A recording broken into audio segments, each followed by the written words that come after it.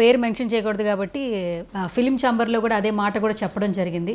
First దానికి వివరణ ఇస్తారా? అసలు పేర్లు మెన్షన్ చేయకూడదు అన్న టాపిక్ రేజ్ చేయడం మామూలుగా ఉందే కదమ్మా, చట్టం కోర్టు చెప్పిందే కదా, ఎవరి పేర్లు కోర్టు పరిధిలో ఉంది కాబట్టి, కోర్టు పరిధిలో ఉంది కాబట్టి అది చెప్పొద్దని వాళ్ళు చెప్పారు కాబట్టి అంటే ఒక అమ్మాయిని గురించి మనం బయటకు మాట్లాడామంటే రేపు అనవసరంగా అలరవుతుంది కదా, అయిపోయేటప్పటికి తెలియకుండా పని జరిగితే బాగుంటుంది అనేది పాయింట్, అంతకంటే అందుకే మొఖాలు చూపించొద్దని కూడా చెప్తారు. కానీ చాలా మీడియా ఛానల్స్లో ఫేస్ ఆల్మోస్ట్ సగం సగం రివీల్ చేసేస్తూ థంబ్నెయిల్స్ కూడా వాళ్ళే డిసైడ్ చేసేసి చేయకూడదు. మరి వాళ్ళకి మరి చట్టం తెలిసి చేస్తున్నారో తెలియక చేస్తున్నారో, ఎవరన్నా దాని మీద పిల్లేస్తే కష్టం, వాళ్ళకి ప్రాబ్లం అవుతుంది.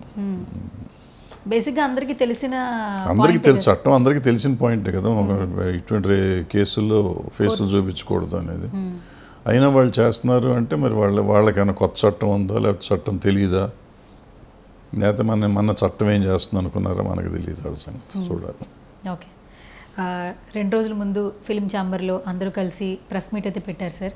దాని ద్వారా కొంత వివరణ అయితే ఇచ్చారు. ఎలాంటి కష్టం వచ్చినా లేదంటే ఇండస్ట్రీకి సంబంధించి ఆడపిల్లలపై అత్యాచారాలు జరిగినా లేదా లైంగిక వేధింపులకు ఎవరైనా గురవుతున్నా మనకంటూ ఒక సంఘం ఉంది, మీరు వచ్చి మన దగ్గర మాట్లాడొచ్చు, డైరెక్ట్ మీడియా ముందుకు వెళ్లాల్సిన పని లేదని ఒక లైన్ అయితే చాలా క్లియర్గా చెప్పారు సార్.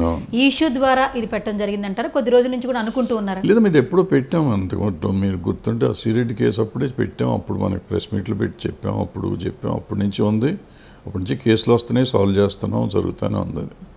అది మీకు 5-6 ఏళ్ళు 7 ఏళ్ళు అయింది. బయట ఒక రెడ్ బాక్స్ ఒకటి ఉంటుంది మాకు, దానికోసం ఎక్స్క్లూజివ్గా ఒక ఇది ఉంది, వెబ్సైట్ ఉంది, మెయిల్ ఐడి ఉంది, ఆ మెయిల్లో మెయిల్ చేయొచ్చు ఎవరైనా. ఫోన్ నెంబర్ ఇప్పుడే ఎక్స్క్లూజివ్ ఫోన్ నెంబర్ కూడా ఉంది, ఫోన్ కూడా చేయొచ్చు. సో వాళ్ళు ఎవరైనా కంప్లైంట్ రాసి అందులో పడేస్తే యునానిమిటీ మెయింటైన్ చేస్తాం.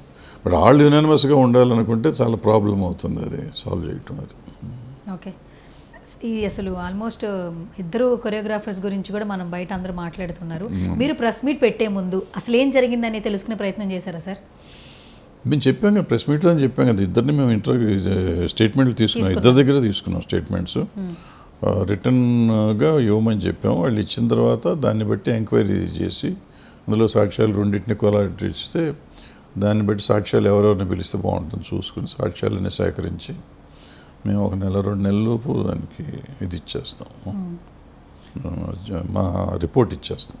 నిన్నటి నుంచి ఈ న్యూస్ తెలిసిన తర్వాత మాస్టర్ కనిపించట్లేదన్న మాట ఎక్కువ వింటూ ఉన్నాం సార్. ఈరోజైతే మొత్తానికి పోలీసులు అయితే అరెస్ట్ చేశారు.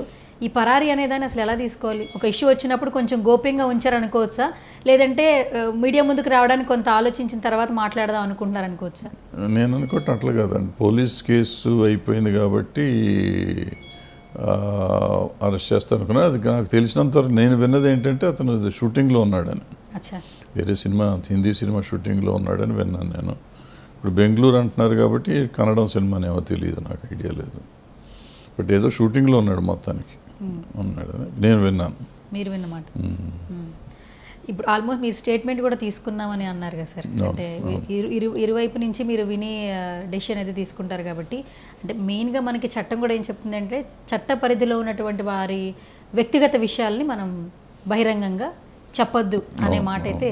కానీ ఎన్ని మీడియా సంస్థలు చూసినా అక్కడ ఏదో జరిగింది వాళ్ళే విజువల్ రూపంలో చూసినట్టు మనం మార్నింగ్ లేస్తే థంబ్నెయిల్స్ చూస్తూ ఉన్నాను సార్. అసలు అంటే థంబ్నెయిల్స్ అట్టాగే పెడతా ఉంటారు. నాకు థంబ్నెయిల్ చూస్తే నాకు ఏం చేయాలో అర్థం కాల, నాకు సంబంధం లేదు, నేను మాట్లాడలేదు, అది ఆ మాటలు కూడా రాలేదు. ఇప్పుడు నేను మీరు మాట్లాడుకుంటున్నాం, మనకు సంబంధం లేకుండా మన పేర్లు పెట్టేసి ఏదో పెట్టేసి ఇట్లా అన్నాడు అట్లా అన్నాడు అంటే మనం ఏం చెప్తాం? నా కొడుకుని నరికేయాలి అన్నాడు అని అంటారు, మనం అన్నామా? అసలు అనలేదు. ఇప్పుడు నేను అన్నాను కదా, క్లిప్ కట్ చేయండి, అది ఇది థంబ్నెయిల్ చేస్తే ఏముంటుంది అది. సో ఇట్లా పెడుతున్నారు థంబ్నెయిల్స్, అది జరగని కూడా జరిగినట్టు పెడుతున్నారు అన్నమాట. ఇష్యూస్ వచ్చినప్పుడు ఎలా ఒక స్టాండ్ తీసుకుంటున్నారో దీని మీద కూడా ఒక స్టాండ్ తీసుకుంటే బాగుంటుందేమో కదా సార్. ఎవరు తీసుకుంటాము? ఇప్పుడు నేనున్నాను, నిన్నటి నుంచి ఉంది, మీరంతా తెలిసిన వాళ్ళే, అన్ని రకాల అవసరం వచ్చినప్పుడు మీరు వస్తారు. ఇవాళ మీకు ఓ సమస్య వచ్చినప్పుడు నేను ఇవ్వకపోతే బాగోదు, ఇవ్వనంటే బాగోదు, ఇస్తానంటే బాగోదు. నాకు నిజంగా ఇవ్వకూడదు అని ఉంది, ఎవరికి చెప్పకూడదు, ఎందుకు రోజు చెప్పి సోదిలాగా ఉంటుందని. కానీ టైం అండ్ అగైన్ వస్తానంటారు, అంతా తెలిసిన వాళ్ళే. సో ఏం చెప్తాము అని.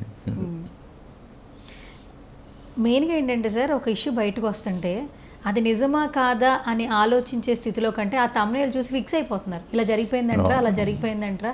అంటే మనం ఇప్పుడు కరెంట్ ఆ సమాజంలో బ్రతుకుతున్నాం. ఒకప్పుడు మీడియా అంటే ఒక ప్రెస్ మీట్ పెట్టో, పేపర్లో ఒక మాట వస్తేనో, లేదంటే ఆ మాట నిజమైతే 100 సార్లు చెక్ చేసుకుని మాత్రమే దాన్ని టెలికాస్ట్ చేసేవాళ్ళు.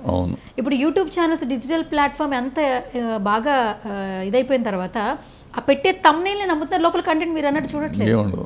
ఆ స్థితిలోకి వచ్చేసాం. ఇప్పుడు ఫర్ ఎగ్జాంపుల్ చెప్తే ఇదే ఇష్యూ తీసుకుందాం. మొన్న ప్రెస్ మీట్ పెట్టాం. ప్రెస్ మీట్ పెడితే నేనే మాట్లాడాను, ఝాన్సీ మాట్లాడింది, ఇంకెవరో 2-3 మాట్లాడారు. అది అయిపోయినాక మళ్ళీ వచ్చి మీరు మాట్లాడితే ఏం కొత్తగా ఏం చెప్తాం?